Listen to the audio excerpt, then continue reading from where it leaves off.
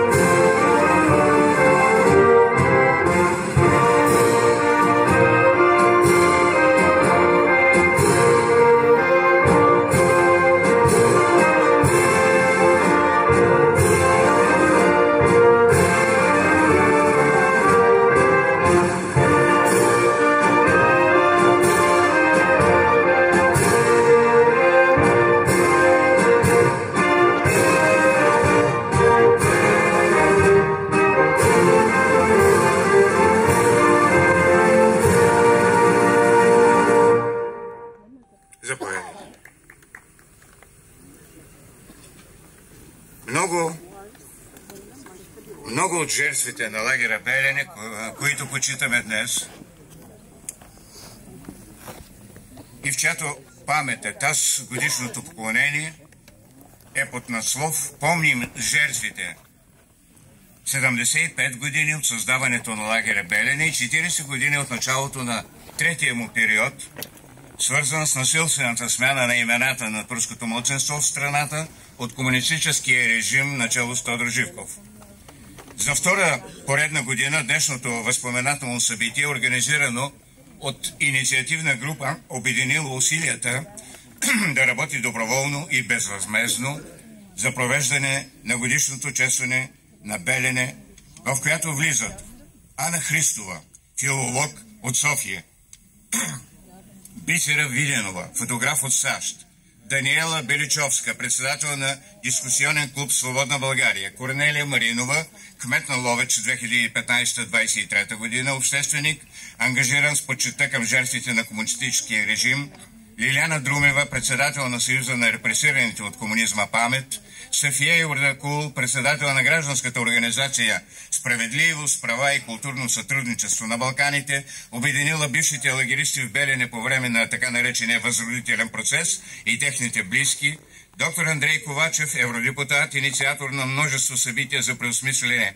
на комунистическото минало, Ванцети Василев, писател, политически емигрант при комунистическия режим, син на лагерист в Белене, САЩ, професор Вили Лилков, общински съветник, общественик, изследовател на комунистическия режим, Георги Ташев, член на постоянното присъствие на партия Обединени земеделци, Димитър Петков, председател на партия БЗНС, Евгений Михайлов, режисьор и общественик, ангажира с осветяването на зависимостите от тоталитарното комунистическо минало, Йосиф Болнов, земеделец от семейство, репресирано по време на комунистическия режим в град Белене, Касим Дал, участник в съпротивата срещу комунистическия режим, политически затворник преди 1989 година, председател на Фондация Свобода и достоинство, Милчо Илиев, член на управителен съвет на БЗНС и председател на областното ръководство на БЗНС Плевен, Михаил Маринов, председател на Фондация Остров Белене, град Белене, Радослав Илиев, пастор,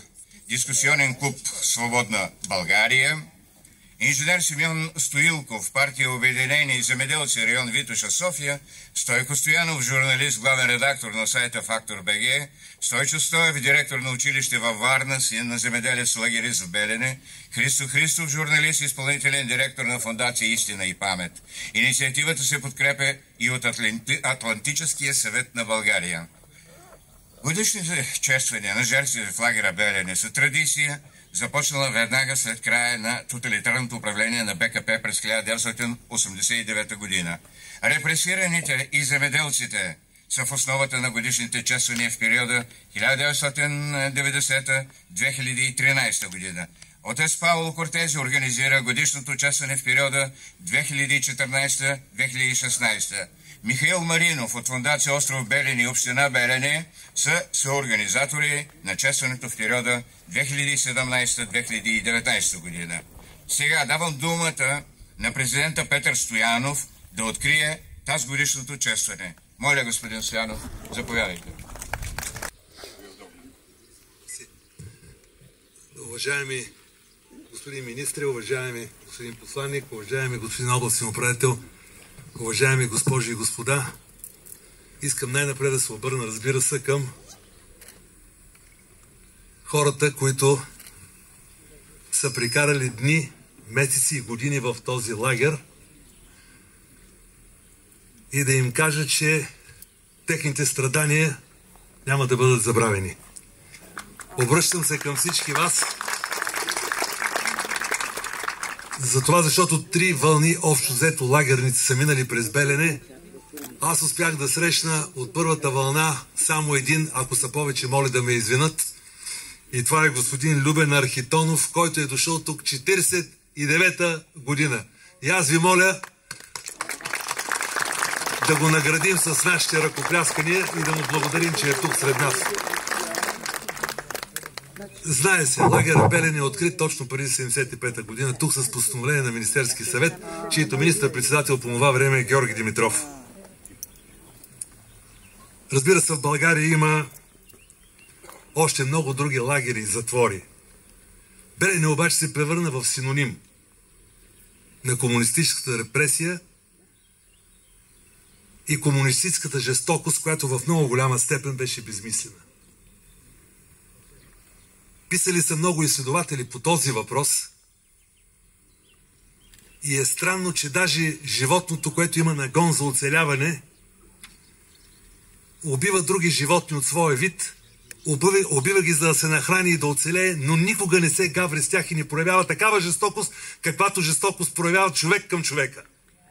И това беше изключително характерна черта на комунистическия режим.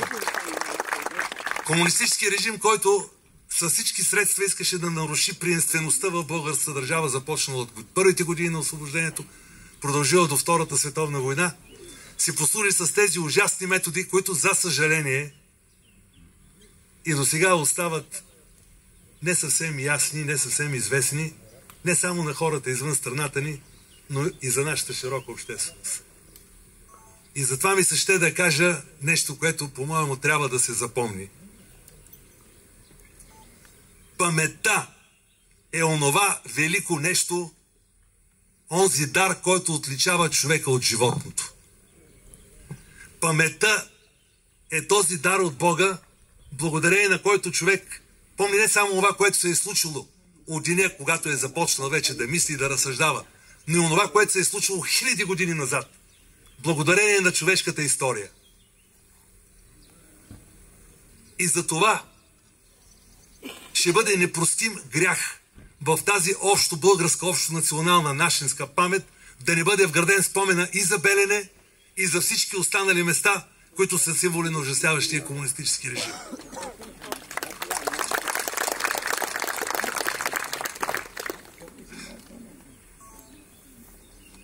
На горе-долу 13 000 км далеч от тук, на юг, има един остров, който се казва Рубен.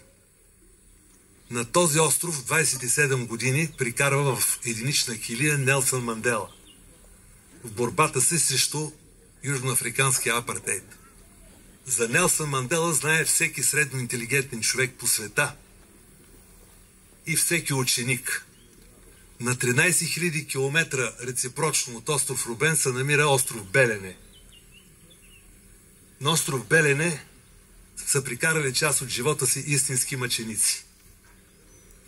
Един от българските мъченици, бай Илия Минев, лежи общо в затворите повече от Нелсън Мандела, 33 години. Целият свят знае остров Рубен и Нелсън Мандела.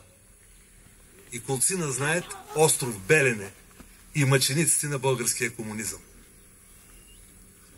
Затова съм днес тук пред вас да изразя своята почет към това поколение, мъченическо поколение, и да апелирам към съхраняване в българска национална памет на тази изключително горчива, но същевременно поучителна страница от българската история. Благодаря ви.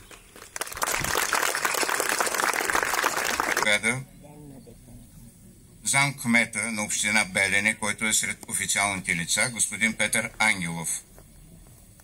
Заповядайте, господин Ангелов, да произнесете своето слово.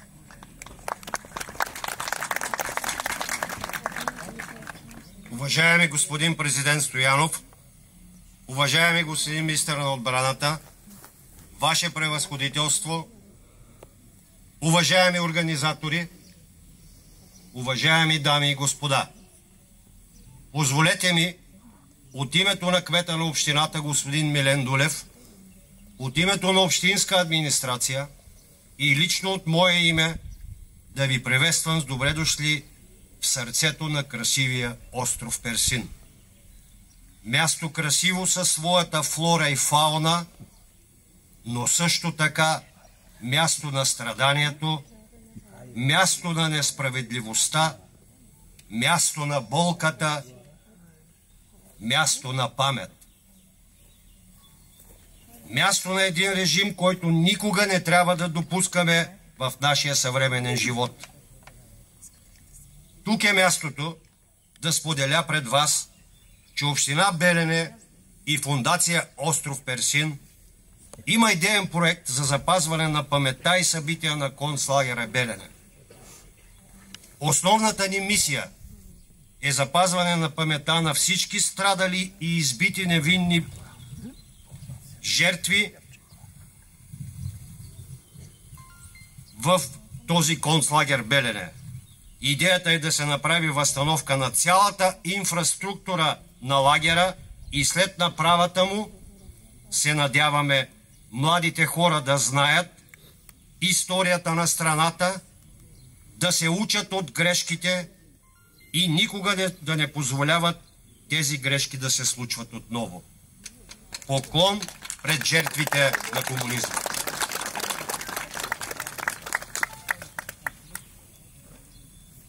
Благодарим ви. Изпратен е поздравителен адрес към участниците в годишното поклонение от евродепутата доктор Андрей Ковачев. Той пише: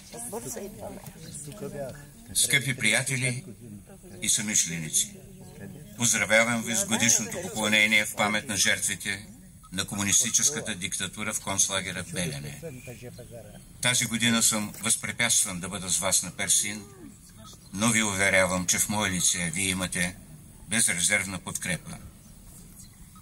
Ние знаем, че хората, въдворявани тук от комунистите, без значение на тяхното вероизповедание, социален статус или партийна принадлежност, не са предали своите ценности, като жажда за свобода и независимост, а също така и своите основни човешки права. За съжаление, много малко от младите хора в България знаят за огромната саможертва на страдалците от лагера Белене от трите му периода. И в това аз виждам големия смисъл от годишното поклонение на Персин, да покажем, че помним, че не сме забравили, че почитаме жертвите и предаваме паметта за тях на по-младите, за да бъде тя съхранена.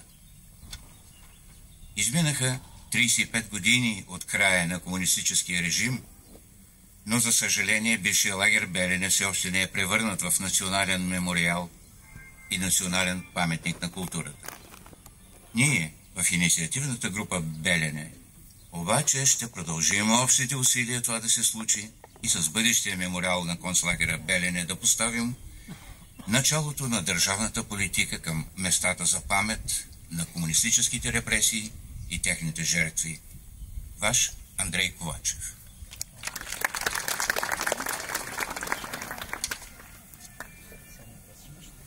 В лагера Белене са въдворявани хора от различни вероизповедания, но те не са се делели, защото са били братя по съдба. Организаторите са поканили представители на всички християнски деноминации, както и духовно лице от мюсюлманското вероизповедание, които сега ще произнесат слова и молитви по реда на броя на вярващите в различните вероизповедания в България. Моля да заповяда православният свещеник от град Белене, отец Трайчо, за молитва и слово.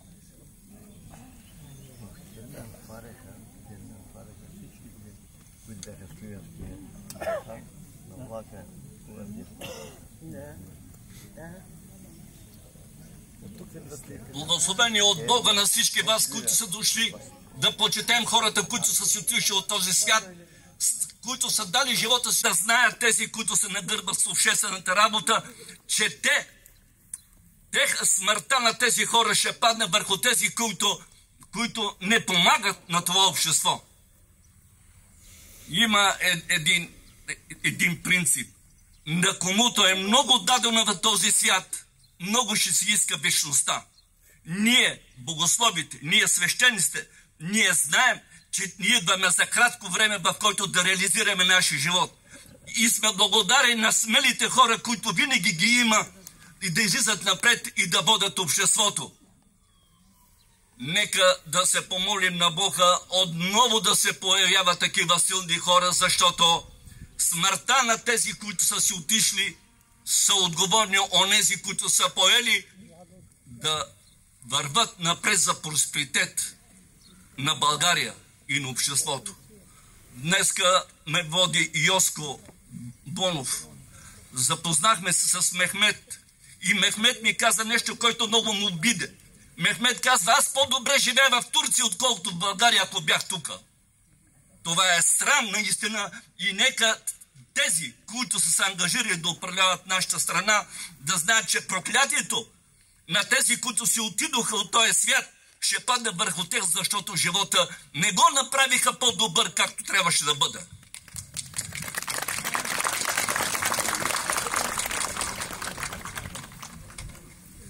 Сега ще прочете малко молитви, така да се каже, така, защото сме църковници. Който потъпта смъртта и съсипа дявол и подари живот този свят, сам ти, Господ, упокой душите на починалите твои раби, които си отидоха в името на тая България, на този народ. И ги настани, Господи, в място светло, в място злащо, в място прокладно, дето няма ни болка, ни печал, нито въздишка. Всяко съгрешение, Господи, които са сторили с думи или дело, ни мисъл, прости като Бог и чук Бог, тъй като няма човек, който да живее да не греши. Едничък ти, Господи, без грях и Твоята правда е вече и Твоето слово е истина.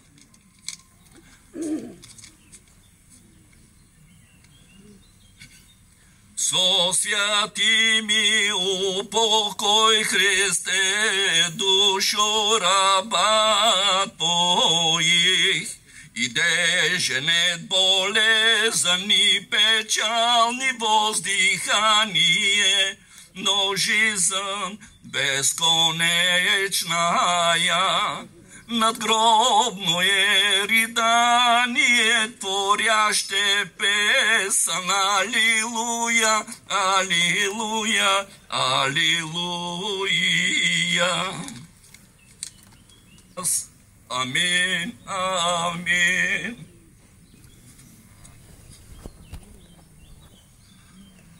Бог да ги прости, веща им памет. И пак казвам, ще бъдат оправдани те във вечността, ако ние направим този живот по-добър, отколкото е бил. Амин.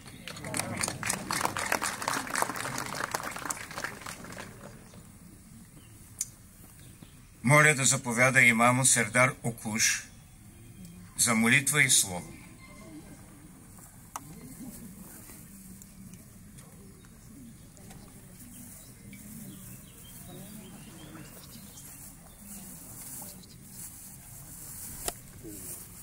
Prokol'taki büyüklerim, Sayın Türkiye Cumhuriyeti Sofya Büyükelçim, siz değerli misafirlerimiz, hepinizi saygıyla, sevgiyle selamlıyorum.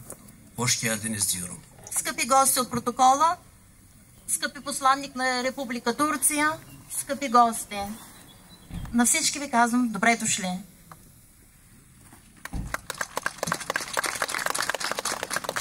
Ben Plevne Bölge Müftülüğünü temsilen burada bulunmaktayım. Аз съм тук като представител на Плевненското мюфтийство. Tabi 1947 ile 1987 yılları arasında Brenne kampında hayatını kaybeden, işkence gören, rengi, dili, dini, ırkı fark etmeksizin acı çeken bütün mağdurlar adına Kur'an-ı Kerim okuyacağım inşallah. Akabinde dua edeceğim. Аз искам да почитая молитва от Корана за всички, които от 1947 година до 1987 година, независимо от език, независимо от националитет, независимо от религията. Bismillahirrahmanirrahim.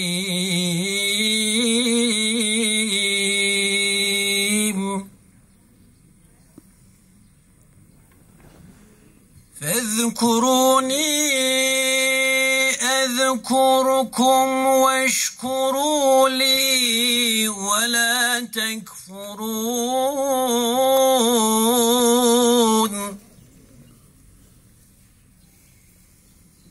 يا أيها الذين آمنوا استعينوا بالصبر والصلاة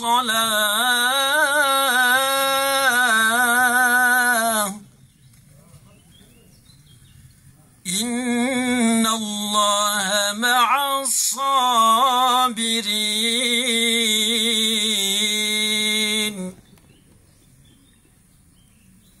ولا تقولوا لمن يقتل في سبيل الله أموات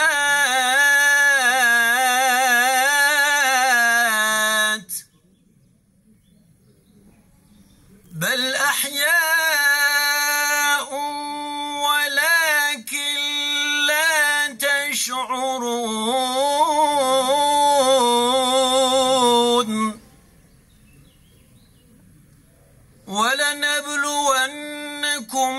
بشيء من الخوف والجوع ونقص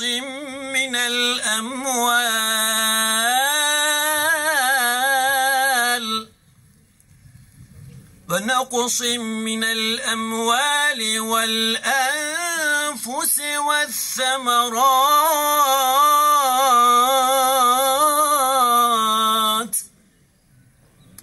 وبشر الصابرين الذين إذا أصابتهم مصيبة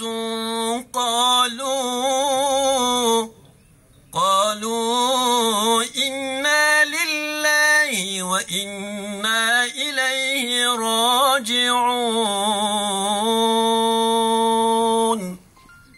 صدق الله العظيم. سبحان ربك رب العزة عما يصفون وسلام على المرسلين والحمد لله رب العالمين. Amin. İlahi ya Rabbi, bizleri yoktan var ettin. Varlığından haberdar ettin. Sana hamdolsun ya Rabbi. Bizleri hak yoldan doğru yoldan ayırma ya Rabbi. Lütfunla, affınla, mağfiretinle bizlere muamele eyle ya Rabbi.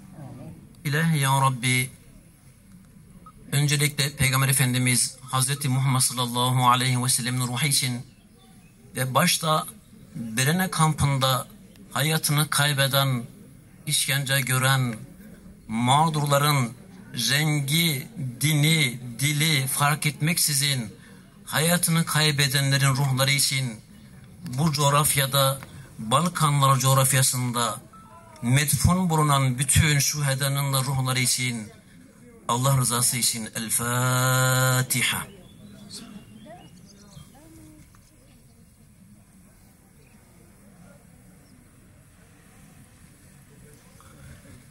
Bir daha bu tür olayların yaşanmaması adına hepinizi tekrardan saygıyla, sevgiyle selamlıyorum. Allah'a emanet olun.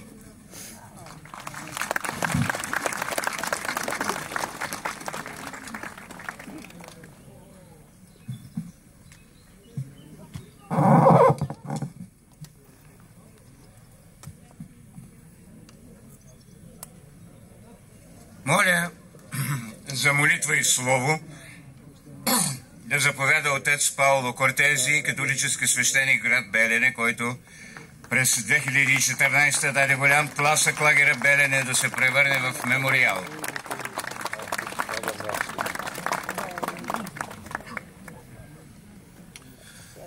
Добър ден на всички, добре дошли в Белене. Много се радвам да сме тук заедно днеска и някой от вас и през годината да почетем жертвите.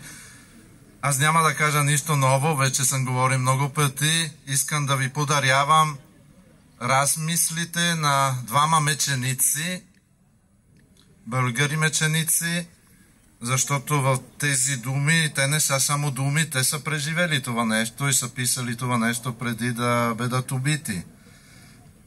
Първите мисли са на православния епископ Борис Невроколски. Не ли е мечение да бъдеш истинен между лъжци, честен между безчестни, звестен между безвестни, смирен между надменни, щедър между алчни, кротък между жестоки, добър между зли? Не е ли меченичество да проповядваш истината тогава, когато Господ дарува лъжата, да крепиш добродетелта тогава, когато се шири порокът, да защитаваш правдата тогава, когато вилнее безправдието? Но истинското меченичество почва тогава, когато се отречем от себе си напълно и се обречем изцяло на истината, правдата, доброто, любовта и се пожертваме за тях. Когато нашият живот бъде непрекъснато служение на тези светли сили и непрестанна жертва за тях, когато ние им послужим и с живота, и с смъртта си. Борис Невроковски.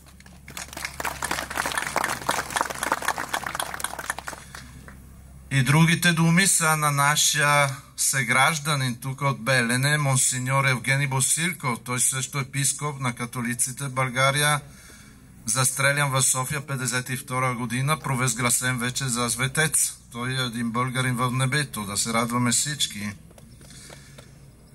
Следвам предано учителя. Тогава не може да не се усетят малко неговите трени. Господ наистина е добър с мене, още и ако кръстът натежава всеки ден все повече. За мен мъченията и гоненията са благодат от Бога, в които се утвърждава Христовата вяра. Те са залог за вечност на Христовата църква на земята. Ето защо аз приемам смъртта като най-висше благо. Следите от нашата кръв ще показва пътя към прекрасното бъдеще и независимо, че няма да го доживеем, другите ще поженат това, което ние посяхме с усилия. Там, където има несправедливост, на лице е Божието всемогъщество. Евгений Босилков от Белене.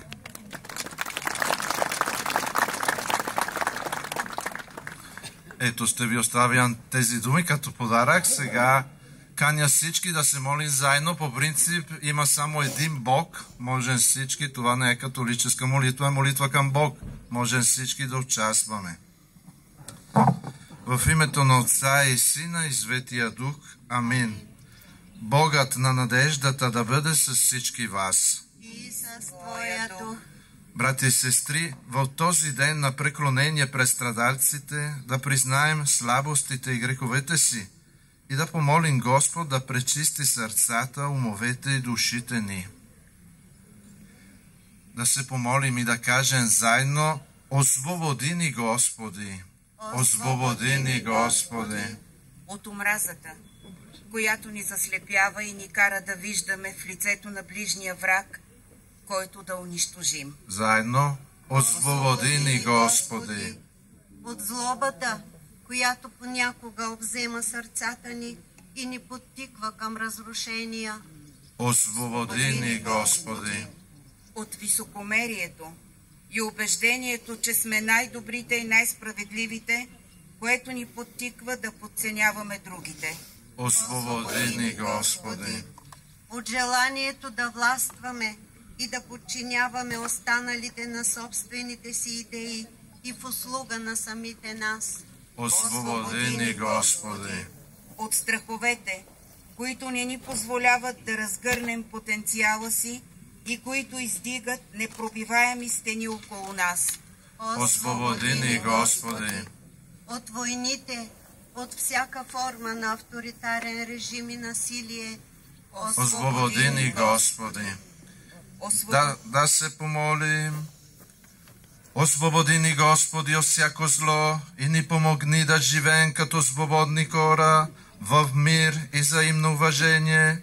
Помогни ни да построим бъдещето с общи усилия, бдителни, за да не повтаряме грешките от миналото, чрез Христа нашия Господ. Амин. Доправи нашите молитви към Бога и да кажем заедно: милостиви Боже, послушай ни. Милостиви Боже, послушай ни. Господи, събрали сме се тук в Белене, на това място, на което страдаха хиляди невинни. Изсуши сълзите им, Боже. Дари на всеки от тях, на техните семейства и приятели своята утеха. Да се помолим. Милостиви Боже, изслушай ни. Когато е на лице жертва, има и палач. И той, Господи, е Твой син. Да се помолим и за всички онези, които вдигнаха ръка срещу собствените си братя, заслепени от идеологии и жажда за власт. Нека Твоята справедливост, Боже, да достигне онези върхове, които са недостъпни за нас, и да докосне закостенелите сърца на тези хора, за да ги обнови, за да се покаят и да поискат прошка.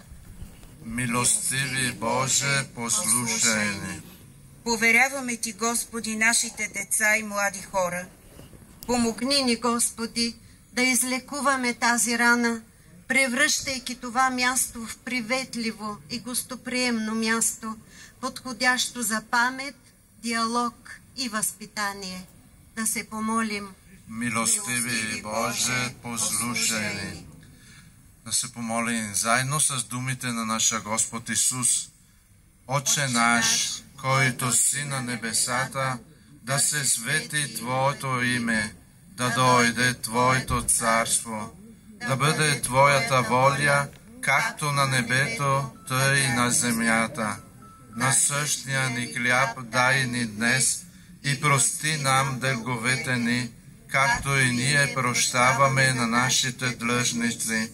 И не въведи нас в изкушение, но избави ни от лукавия, защото Твое е царството и силата и славата вовеки. Амин.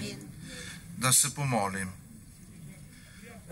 Отче, милостив и стедър, Ти чуваш винаги зова на бедните и невинните. Приеми в Твоето царство на справедливостта и мира невинните жертви, които по подобие на Христос страдаха тук, на това място, и на стотици други подобни места по целия свят.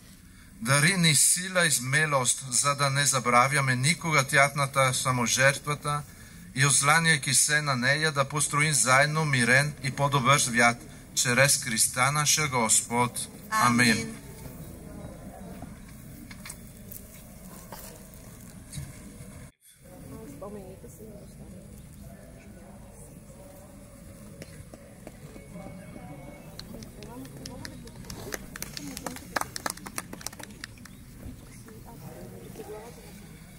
Уважаеми присъстващи, господин президент, господин министър, Ваше превъзходителство, дами и господа. Искам да благодаря лично на господин Христо Христов, Фондация Истина и памет и на всички съорганизатори за положените усилия отново да се съберем на това емблематично място на остров Пресин, край Белене. Да благодаря на Министерството на отбраната за оказаното съдействие и подкрепа с автобуси и материална база. Благодаря на всички вас за постоянството, което проявявате отново и отново, година след година, да се събираме на това място на памет. Имаме заръка от предците си да знаем и помним историята си, за да бъдем народ. Бъдещето ни като нация минава през място като това. Именно за това трябва да продължим да предаваме паметта за миналото, за да можем като нация да пребъдваме в бъдещето. Божието Слово, Библията, говори за това, че е мерзост пред Бога, когато някой нарича злото добро и доброто зло. Комунистическият режим ни убеждаваше, че това, което върши е добро, но всъщност беше зло. Убеждаваше ни, че борбата за свобода, която българският народ води, е зло за страната, но всъщност беше добро пред Бога и в полза на родината ни. Никога повече не трябва да допускаме гласовете на истината да бъдат смълчавани. Именно за това трябва да продължим с просветителската дейност сред следващото поколение и да изявяваме истината, защото това е добро, угодно на Бога и благословение за родината ни. Като свещенослужител и проповедник на християнската вяра, като един, който е част от народа, като един, който е израснал ето тук отсреща на първия хълм, бих искал да призова отново да се помолим, както и миналата година. Нека се молим Бог всемогъщи да дава утеха на семействата на всички знайни и незнайни пострадали от злото на комунизма. Нека се молим Бог всемогъщи да ни дава сили, за да не се уморяваме в тази непрестанна борба за изявяване на истината. Нека се молим Бог всемогъщи да помогне на обществото ни да се събуди и изтрезне от червеното опиянение. Нека се молим Бог всемогъщи да ни даде сила да се оттърсим от метастазите на комунизма. Нека се молим Бог всемогъщи да ни дава мъдрост как да помогнем на следващото поколение да не попада под заблудителното идеологическо омайване на комунизма. Нека се молим Бог всемогъщи да ни помага да стоим заедно в прокламиране на истината, да знаем нашата история, за да бъдем народ. Господи, дай ни тази мъдрост и сила. Ние помним, ние вярваме, ние стоим за истината. Амин.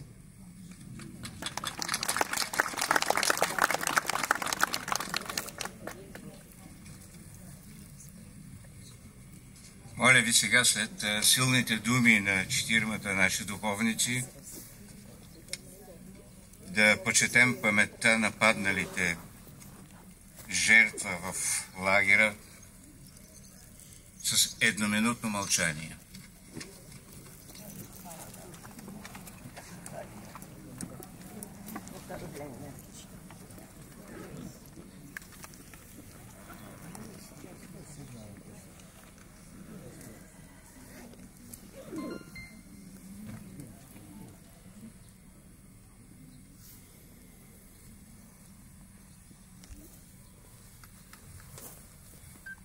Последната жива лагеристка Цветана Джерманова, преминала през лагерите на Жарево, Босна и Белене.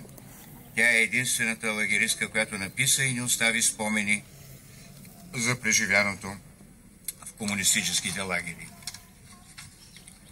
През изминалата година ни напуснаха и 9 лагеристи, заточени в лагера Белене, заради съпротивата срещу насилствената смяна на имената на българските граждани от турски произход в периода на комунистическия режим, начало с Тодор Живков през 1984-1985 година.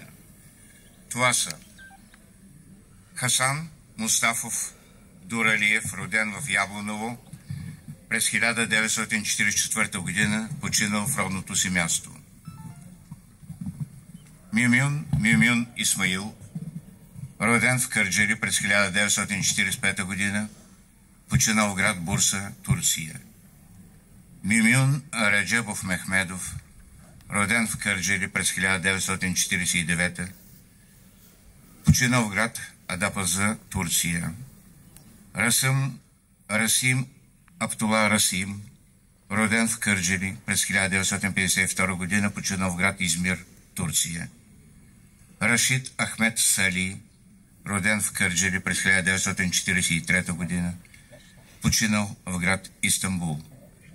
Мухамед Бекир Мюмюн, роден в Кърджали през 1952 година, починал в град Бурса. Мюмюн Реджеп Ибрахим, роден в Кърджали, починал в град Бурса. Халил Сабри Бекир, роден през 1946 година в Кърджали, починал в град Бурса. Халил Мехмед Расим, роден през 1943 година в Кърджали, починал в град Истанбул. Съвсем наскоро безвременно ни напусна и лидера на партия Обединени земеделци Петя Ставрева. В нейно лице имахме съмишленик, който винаги подкрепеше инициативите за почитане паметта на жертвите на тоталитарния комунистически режим. Самата тя беше от род, подложен на репресии, без да го изтъква или натрапва. Виждахме се всяка година тук на Белене и заедно почитахме жертвите на тоталитарната диктатура на БКП и където е бил въдворен нейният дядо, земеделеца Иван Янакиев. От този свят през последната година си отиде и друг наш съмишленик, фотограф и общественик Цветан Томчев. Да сведем глави в тяхна памет.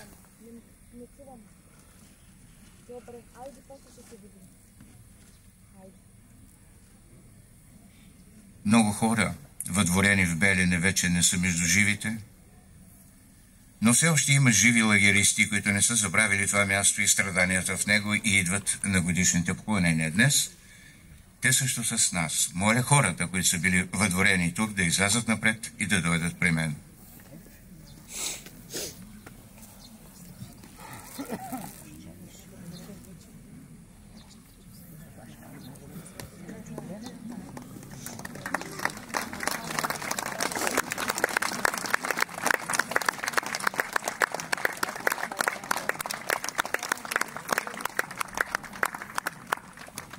Нека да ги аплодираме. Нека да аплодираме неугасващата воля и памет на живите страдалци в концлагера Белене.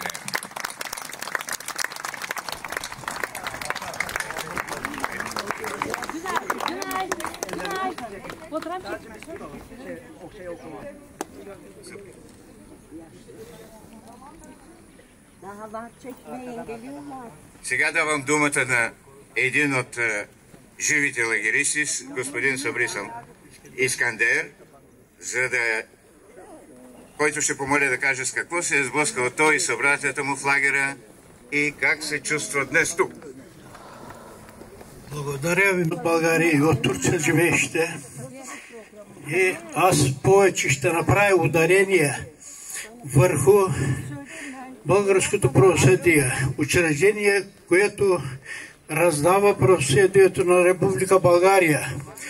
Ние цели 33 години търсим обвинението на престъпленията, извършени по време на тъй наречения възродителен процес.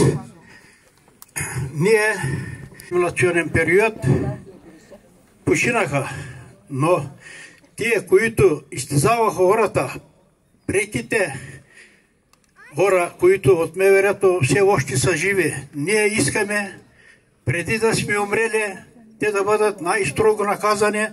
Това е работа на въоръжените учрежденията, които раздават правосъдието в България, стават участници на престъпниците и закрилят престъпниците на тоталитарния режим. Ние искаме справедливост в България и съдиите в Република България чакат обвинителите право да опетнат името на България с това дело номер 1, което е начало с Тодор Живков, но преките изпълнители на тия престъпления все още са живи и затова ние искаме те обязателно да бъдат съдени и да получат съответното наказание. Искаме да представим и двама живи от първия период членове на нашата тук представителна група, която е на гости от Варненско и Левски, които са между гостите. Аплодирайте ги, моля. Период, казва Христов.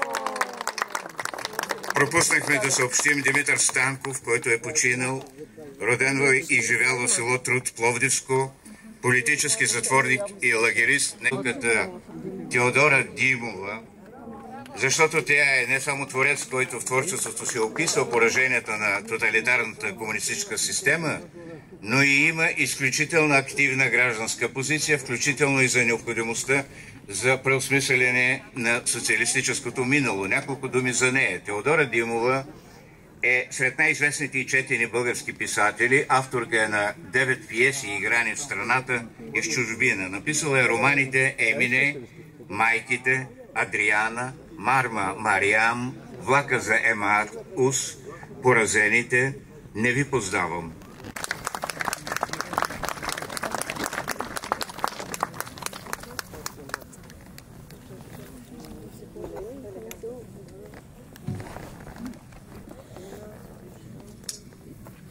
Уважаеми господин президент, Ваше превъзходителство, уважаеми посланник, скъпи приятели и съмишленици. Приех поканата да дойда в Белене и да бъда сред всички вас с благодарност, но и с чувство, че не съм достойна за нея. Защото самия факт да си на това място на страданието, на изтезанието, на унижението, на несправедливостта е изпитание. Като че ли духът на самите жертви ни кара да преминем през това изпитание, за да станем по-силни. Тази мрачна страница на най-новата ни история трябва да бъде прочетена и осмислена. И се надявам, че днешното събитие ще допринесе за това. Много отдавна, още преди 10 ноември, моят скъп Войчо, брат на майка ми, Тодор Бушев, ми говореше за лагерите, за изселванията, за жестокостите и перверзията на властта. След това със строг тон ми нареждаше на никого да не казвам за тези неща. Защо да не казвам, Войчо? Питал го с недоумение. Защото опасно, отговаряше лаконично той. Моето поколение носи този синдром на шизофренно раздвоение между онова, което е у дома и онова, което е навън, между говоренето и действителността, между истината и лъжата, които толкова често и лесно сменят местата си. Не вярвах на пропагандата, която ни обливаше от всякъде, но не вярвах и на онова, което ми разказваше вуйчо ми, защото ми се струваше прекалено страшно, за да е истина. Майка ми все му се караше: защо и говориш тези неща, тя нищо не разбира, само я объркваш. А той отвръщаше: сега тя не разбира, но един ден ще разбере. И ето дойде времето да разбера. То ставаше постепенно. Когато в продължение на 2 години се подготвях за написването на романа ми "Поразените", изчетах почти цялата документална, историческа и мемуарна литература за онова време. Получих усещането за безсилие, че не мога да облегча и наваксам онова, което жертвите на тоталитарния режим са преживели. Усещане също за гняв, че всеки един от нас го е допуснал, че всички ние сме виновни. Както казва Цветан Тодоров в книгата си "Тоталитарния опит". В тези, с който всеки миг може да се пропука, защото художествеността може да се окаже предпоставена, публицистиката може да измести фикцията, идеологизирането може да пречупи литературата. Слава Богу, разбрах го в самото начало и инстинктивно като писател се вкопчих в образа на жените, заживях на мястото на всяка една от тях, представях си как те не са знаели нищо за онова, което ще им се случи, как метафизичното зло изведнъж, без предупреждение, ги връхлита. Интересно ми беше как всяка една от тях реагира. Успяват ли да се съхранят, или се подават, или се пречупват. Някои устояват, други не. Не можем да обвиняваме никого, защото не сме били на тяхно място. Можем единствено да си представяме как ние бихме реагирали, ако бяхме на тяхно място. И това вкопчване като удавник в 3 героини много ясно се усеща през целия роман "Поразените". Това вкопчване, както аз го наричам, ме спаси от капаните, които са на всяка крачка, когато се пише за този период. Пораженията са навсякъде, но на първо място в самите нас. Тези поражения се скриха много надълбоко в душите ни, от време на време избухват. Отличителните им признаци са омраза, агресия, цинизъм, алчност, безочливост, лицемерие.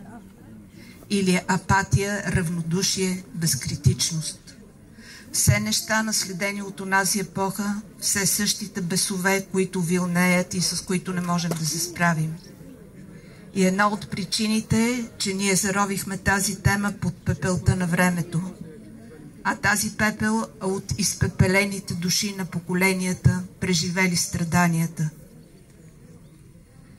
Тук сме се събрали единомишленици, за да споделим трагизма на нашите предци и така да пренесем паметта за него към следващите поколения.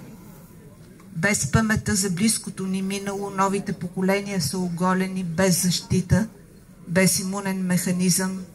Те могат да станат нова лесна жертва на същото зло, само че със сменен дрес-код. В същността си злото остава винаги едно и също, само сменя външния си облик. Събрали сме се тук, за да сведем глави пред жертвите, да почетем паметта на загиналите и починалите, да сведем глави пред оцелелите, които са преживели същите страдания, но са се оказали по-жилави. Много от тях не са смели да разказват дори на децата си за преживените ужаси. Но наш дълг сега е да разказваме, да говорим смело и честно, да не позволяваме на мимикрията да извращава истината, да бъдем настойчиви и упорити, докато истината победи мимикрията. Затова можем да кажем, че истината ни е събрала тук днес. Да не забравяме едно от основните послания на Исус Христос е: ще познаете истината и истината ще ви направи свободни. Благодаря ви. Жива и здрава да си. Хубаво е да има умни хора между нас, тия неща, които ги мислим и чувстваме, да ги кажат, да ги чуем и на глас. Сега, какво имаме след... С нас тук са и организацията на репресираните, така ли? Давам думата на Лиляна Друмева, председател на Съюза на репресираните от комунизма памет.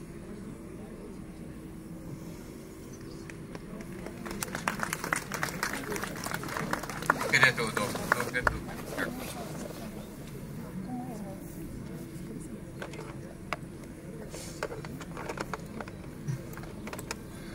Уважаеми дами и господа, скъпи приятели и съмишленици,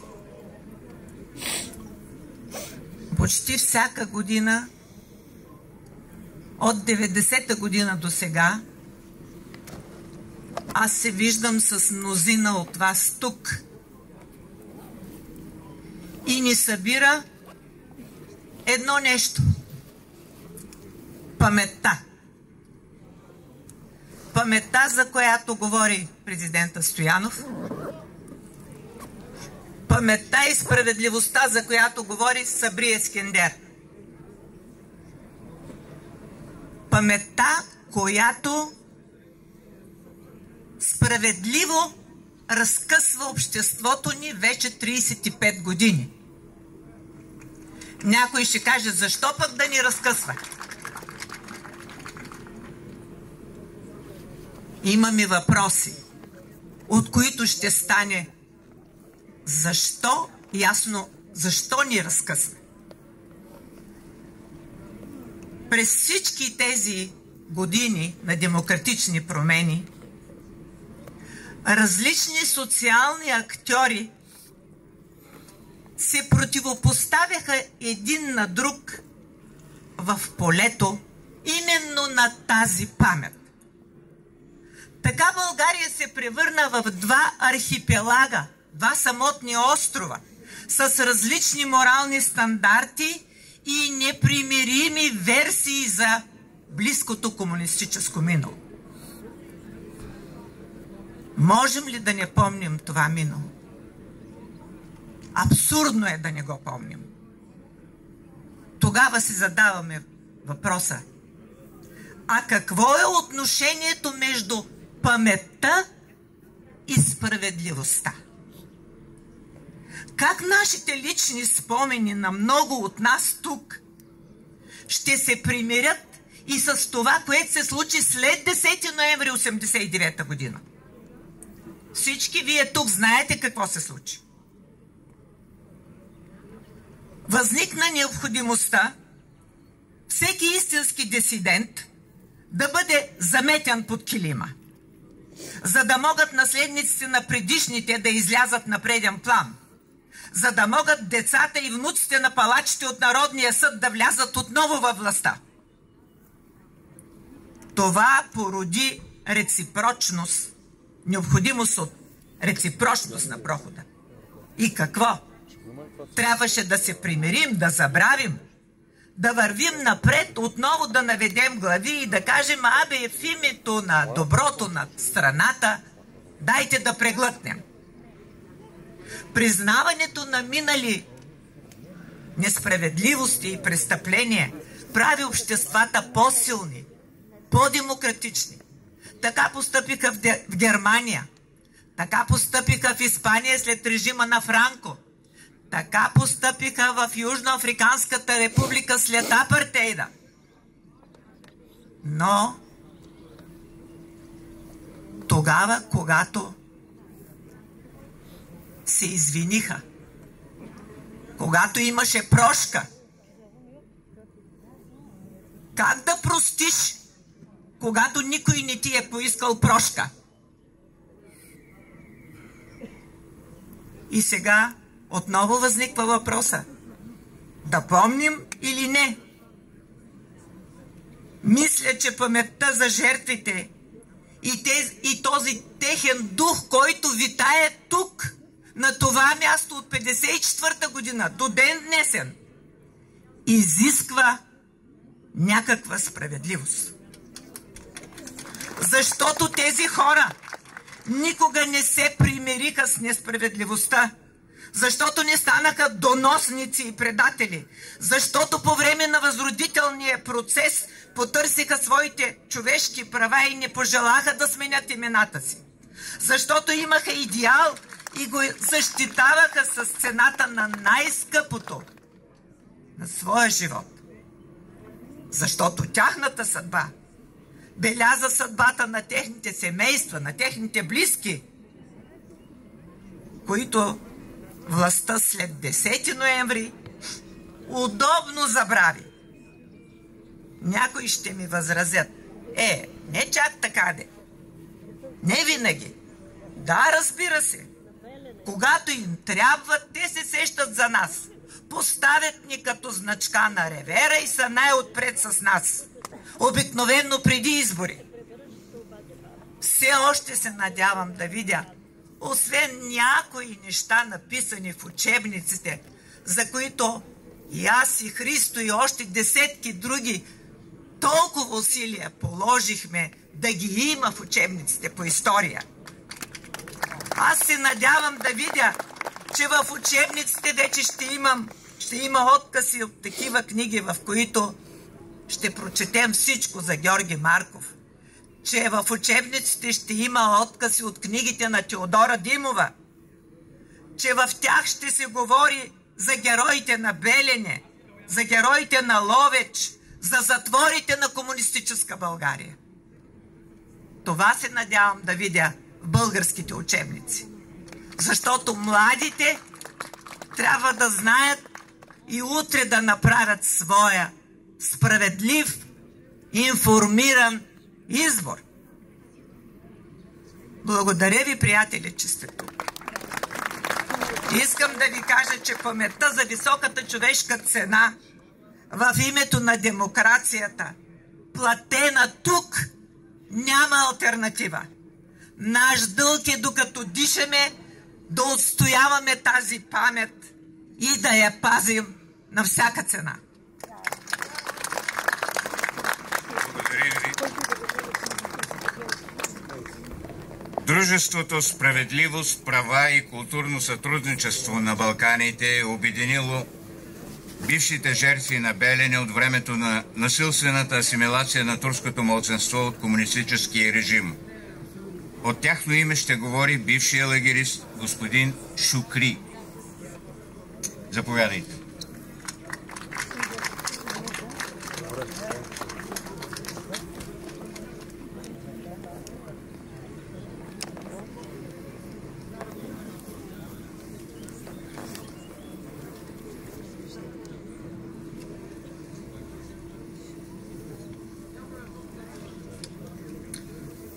Уважаеми организатори, скъпи гости, аз ще бъда кратък. Само искам да изразя това, което вълнува и продължава да мъчи жертвите от този лагер, независимо от кой период е. Видимо, в страната настъпиха много промени. Ние си мислим, че настъпиха промени, но те са само видимо. Но всъщност в основата си менталитета не се е променил. Защо го казвам това и от какво? На какво се базирам, за да се изразя така? Аз се казвам Шукри Сулейман Мехмет. Учител съм по западен език. Бях задържан на 29 декември 1984 година пред учениците. Беше трагедия. И останах в този лагер 18 месеца. След това бях интерниран в село Долно озеро, Монтана. Този период мина, така и иначе. 6 месеца след връщането ни от дома, пролетта на 89-та година, бяха експулсирани 350 хиляди етнически турци по безсрамен начин. Хората бяха взети от нивите. автобуса идва до нивата, вкарват хората в автобуса и ги пращат. Това е една трагедия. Да оставим това. От 2009 година, от 2002 година, втория период от нашата борба да се здобием с справедливостите и престъпленията. Но не и нас да ни защитят. Сега, последен въпрос. Кое е онова, което ги възпира да възтържествува справедливостта в тая страна? Да възтържествува правосъдието? Кое е онова, което ги възпира? Според мен, те са на власт все още. Техният менталитет продължава да господства в страната. В това отношение капка отстъпка не правят. Ако след нас продължават да живеят младите, да помнят, още 20 години да се борим, няма да стигнем до някакво правосъдие. Защото те са на власт още. Да сме благодарни, че от тук като излезем не ни задържат да ни пратят в килиите на полицаите, на полицейските станции. Това е, което се е променило. Призовавам още един път всички съответни органи на страната. Имал съм срещи в Страсбург с различни парламентаристи от различни политически партии. Искат да помогнат, но нещо невидимо ги възпира. Много ви благодаря за това, че ме изслушахте с внимание. На тая сцена излизам за 4-ти път и се прощавам вече с всичко това.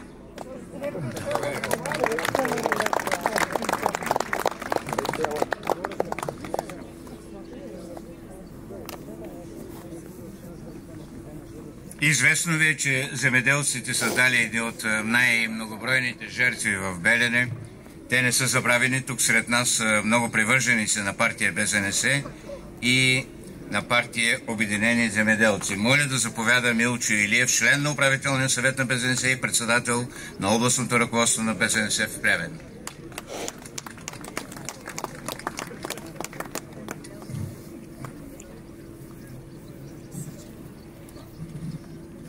Уважаеми господин президент Стоянов, уважаеми господин министър на отбраната, Ваше превъзходителство, уважаеми лагеристи, госпожи и господа.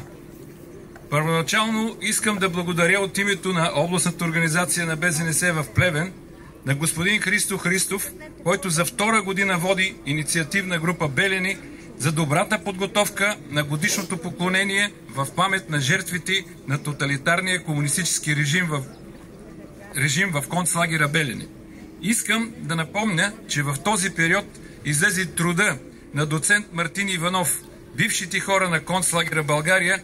В предговора на книгата автора пояснява: бившите хора, така както с нажежено желязо комунистическата власт дамгосва близо половин милион българи, принадлежащи или просто обвинени, че са били част от стария монархо-фашистски режим. Преминали през кошмара на чистките, на чистките, експроприациите, изселванията и пулсиращите една след друга вълни на репресии и дискриминация са заключени зад телените ограждения на една нова концлагерна България.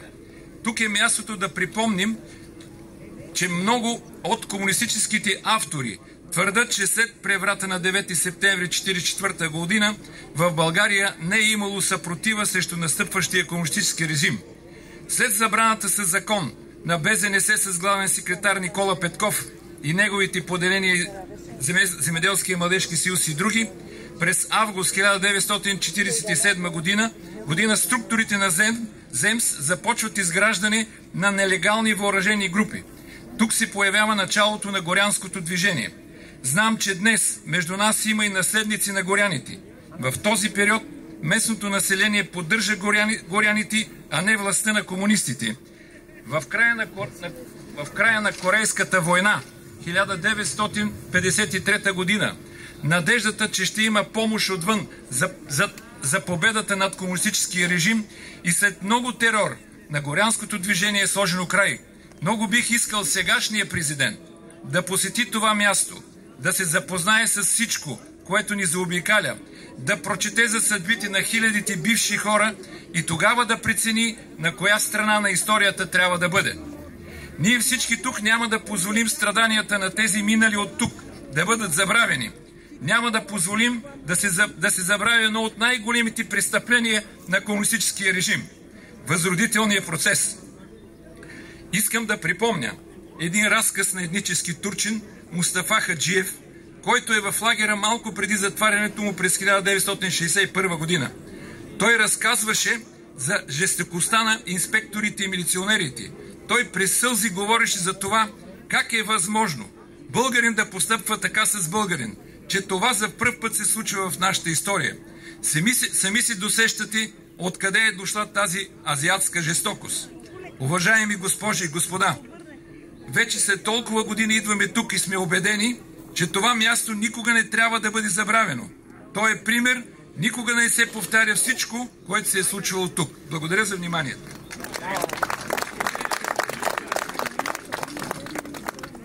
Моля да заповяда Георги Ташев, член на постоянното присъствие на партия Обединени земеделци.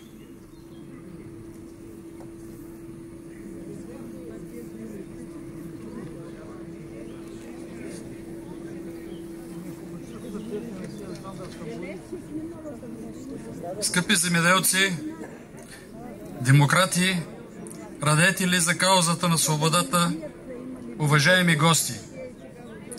Днес отново сме тук, на остров Персин, място знаково за всички, свързани с съпротивата против комунизма в България.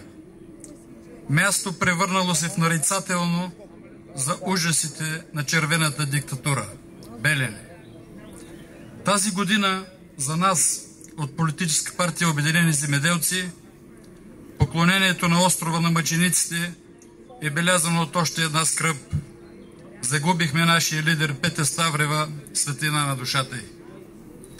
Преди тя винаги беше тук с нас, за да отдаде почет на жертви.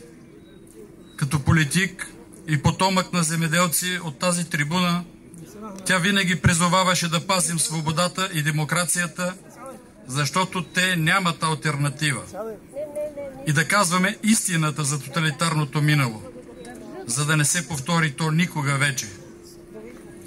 Лагерът Страшилище, създаден преди 75 години, за въдворяване на всеки дръзнал да се противопостави на тоталитарната система, днес е място за почет и памет, където свеждаме глави пред хилядите невинни жертви на комунистическото зло.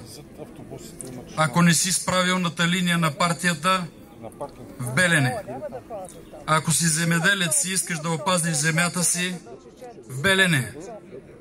Ако разказваш вицове за партията, в Белене. Ако носиш тесни панталони, в Белене. Ако не искаш да си смениш името, в Белене. Ако отстояваш християнската вяра, в Белене. Всички вражески елементи, всички ренегати, всички буржоазни остатъци, всички политически противници в Белене. Това беше философията на тоталитарната държава. По време на комунизма България беше осеяна с лагери, затворите бяха пълни с политически затворници. И това само защото са се осмелили да изкажат различно мнение, да усмеят недъзите, да откажат робско подчинение на един самозабравил се диктаторски режим. В онези години за Белене се шушукаше тайно, говореше се с недомлъвки, а тези, които бяха успели да излязат, не смееха да разкажат и на близките си за преживяно. Но днес ние не сме тук да осъждаме. Ние сме тук, за да отдадем заслужена почет на мъчениците. Ние сме тук, за да сведем глава и с едноминутно мълчание да поменем загиналите. Ние сме тук за пореден път да покажем, че жертвите не са били напразни, че мечтите на онези, които са гнили тук, днес са реалност. И след мечтата на Стамбулийски за Съединени Европейски щати, днес България е член на Европейския съюз. След първата земеделска рота в НАТО, организирана от доктор Геме Димитров, днес България е пълноправен член на Алианса. България върви напред, макар и трудно, макар и с спънки от различен характер. Посоката е вярна и опитите и провокациите тя да бъде променена няма да успеят. Затова, ако някой си мисли, че всичко случило се тук ще бъде забравено, че наоколо ще растат само бурени и имената на мъчениците ще бъдат забравени, дълбоко греши. Миналата година, след 3-годишно прекъсване, отново се събрахме на знаковия остров Персин. Тук сме и тази година и ще продължим да идваме, да отдаваме почит и да казваме истината за комунистическите лагери, част от репресивната машина на БКП. Длъжни сме да предадем тази истина на младите поколения, на обществото ни, за да го защитим от нови посегателства срещу свободата и демокрацията.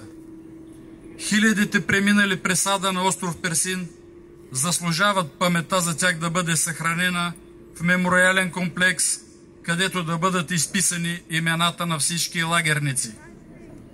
Ние от постоянното присъствие на Обединени земеделци подкрепяме искането, заявено пред Министерство на културата, бившия концлагер в Белене да бъде обявен за национален паметник на културата и очакваме процедурата да бъде задвижена. Остров Персин е едно от знаковите места за поклонение в България, защото България помни и винаги ще отдава дължимата почит на своите герои. Слава на мъчениците! Да живее България!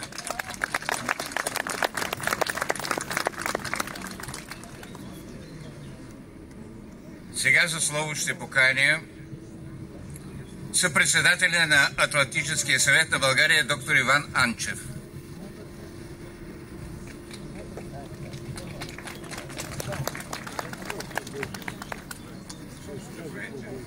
Уважаеми господин президент Стоянов, уважаеми господин министър на отбраната Запрянов, Your Excellency, Ambassador for Republic of Turkey, уважаеми бивши лагеристи, искам да започна с поклон към вас.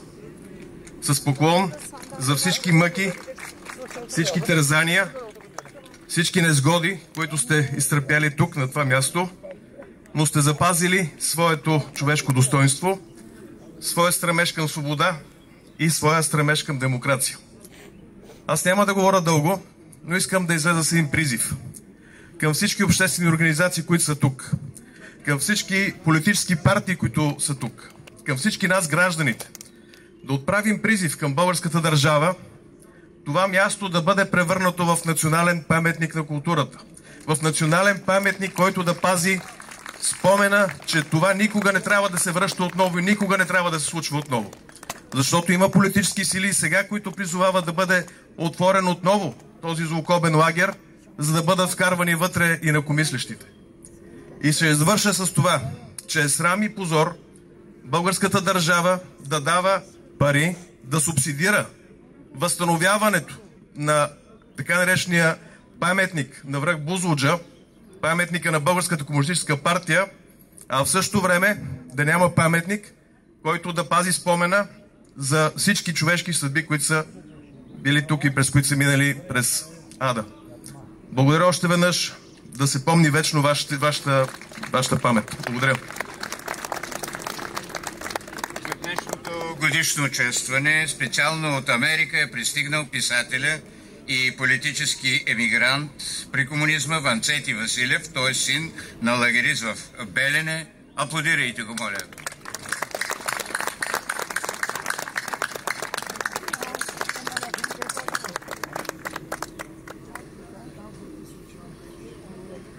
Враговете на народа, родителите ни, трябваше да бъдат унищожени тук с нечовешки труд и побоища, а на нас, децата, синовете на тези врагове на народа,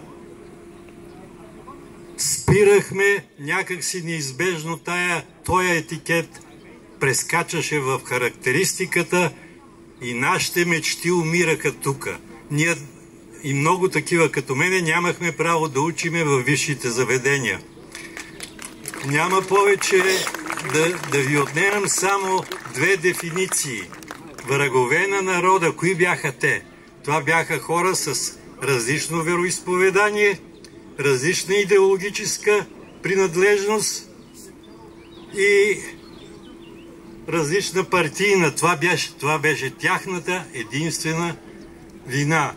В демократично общество това са хора с различно мислене. Тогава властниците... Е и моя битка, тя е и ваша. Благодаря. Благодарим. За днешното поклонение са дошли наследници на горяните от Сливенския и Ямболския край. Давам думата на един от тях, Станка Георгиева от село Желю войвода, дъщеря на разстреляния горянин от Втора сливенска чета Георги Русев.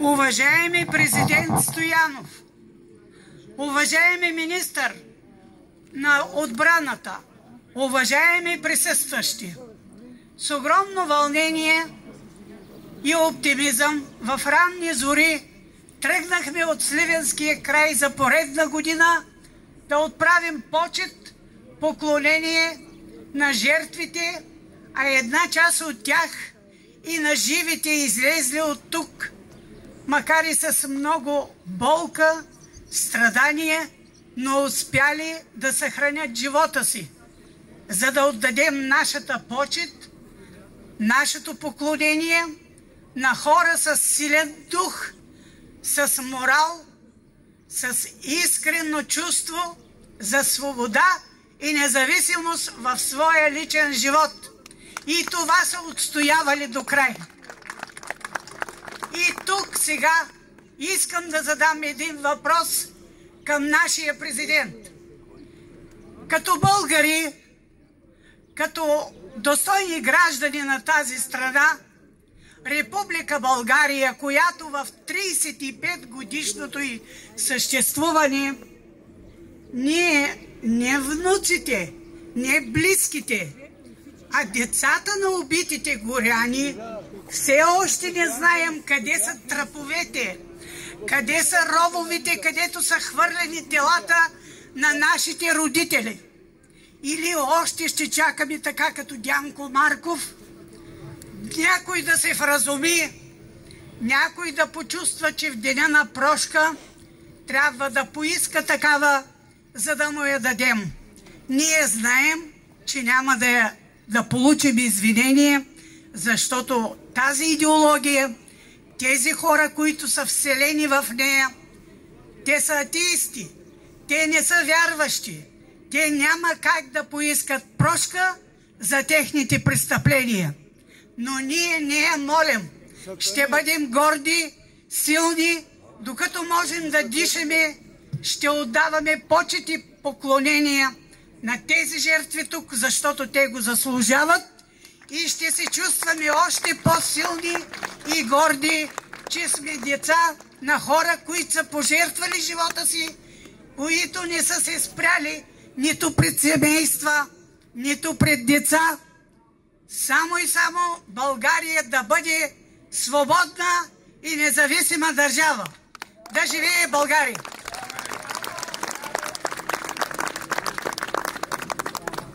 На финала на днешното събитие предоставям думата на журналиста Христо Христов, изпълнителен директор на Фондация Истина и памет, който е част от инициативната група за организиране на годишното поклонение и автор на този сценарий.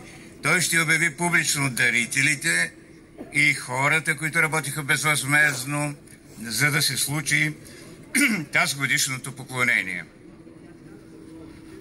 Здравейте, благодаря, Руси. От името на инициативната група за организиране на поклонението благодарим на Теодора Димова, че прие да бъде специален гост на тази годишното поклонение. На Руси Чанев, че води събитието, на ръководството на затвора в град Белене, на директора му главен комисар Павлин Камбуров за съдействието и на доброволците сред лишените от свобода, помогнали тази година за разчистването на пътя до втори обект. Благодарим на община Белене за окосяването на площта на втори обект и за третирането срещу кърлежи и други насекоми. Благодарим на РПО Белене за съдействието по осигуряване на нормалното протичане на събитието. Благодарим на Министерството на отбраната за оказаното съдействие. Благодарим и на 55-ти инженерен полк в град Белене с командир полковник Петко Петков за помощта и подкрепата. Благодарим и на печатница Лабел Плевен за издаването на двуезичната брошура, която разпространяваме безплатно.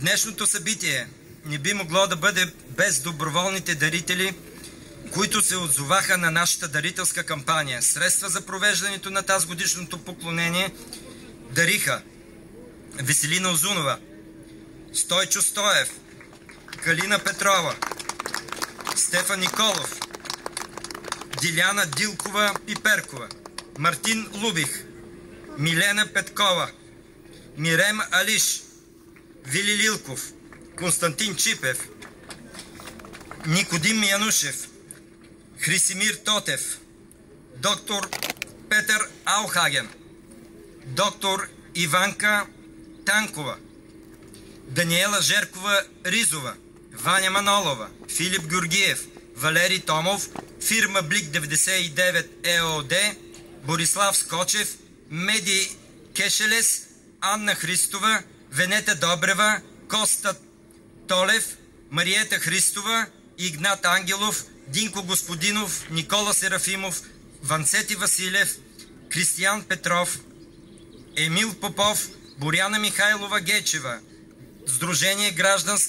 Гражданско сдружение Справедливост, права и културно сътрудничество на Балканите, Даниела Горчева и Родан Нинов. Безвъзмездно работиха за годишното поклонение Сафие Юркадул, Милчо Илиев, Йосиф Бонов, Стоян Стоянов, Анна Христова, Стойко Стоянов, Радослав Илиев, Лиляна Друмева, Касим Дал, Даниела Беличовска, Джейлян Фахри, Мехмед Чобанов, Гюнай Мустафа, Севжан Елмас, Якуб, Михаил Маринов и моя милост. Благодаря. Сега е време за поднасяне на венци и цветя.